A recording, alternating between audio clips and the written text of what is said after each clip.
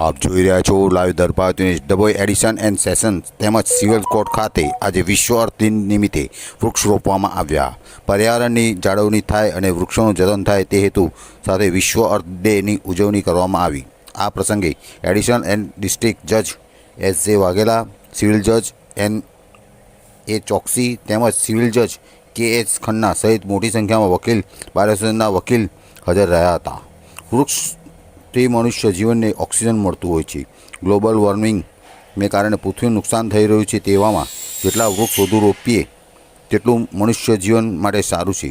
ત્યારે આજે વિશ્વ અર્થ દિન હોય આ દિવસ ઉજવણીના ભાગરૂપ આજે ડભોઈ કોર્ટ પરિસર ખાતે એડિશનલ એન્ડ ડિસ્ટ્રિક્ટ જજ એસ.જે. વાઘેલા અને સિવિલ જજ એન.એ. ચોકસી તેમજ સિવિલ જજ કે.એચ. ખન્નાની ઉપસ્થિતિમાં કોર્ટ પરિસરમાં ડભોઈ વકીલ બાર એસોસિએશન દ્વારા વૃક્ષ રોપવામાં કાર્યક્રમ રાખવામાં આવ્યો હતો। આ પ્રસંગે વકીલ બાર એસોસિએશનના પ્રમુખ આર.બી. ભટ્ટ, વકીલ મંડળના તમામ વકીલો હાજર રહ્યા હતા।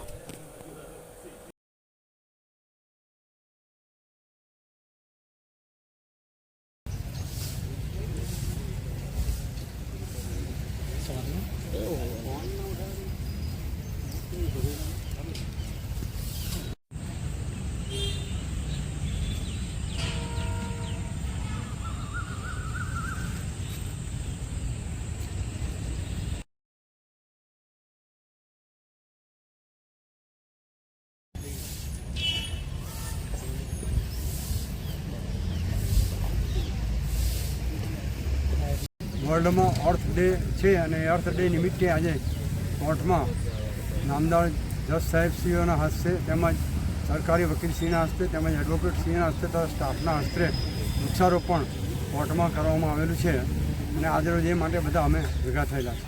આશરે કેટલા વૃક્ષો રોપવામાં આવ્યા છે? આશરે લગભગ 7 વૃક્ષો રોપવામાં આવેલા છે અને જે ઉપયોગી જે સેતુના ઝાડ છે, જે કે ફળદાયક છે, એ ઝાડોને અમે આજે વૃક્ષારોપણ કરેલું છે, જે ભવિષ્યમાં ફાયદાકારક રહેશે।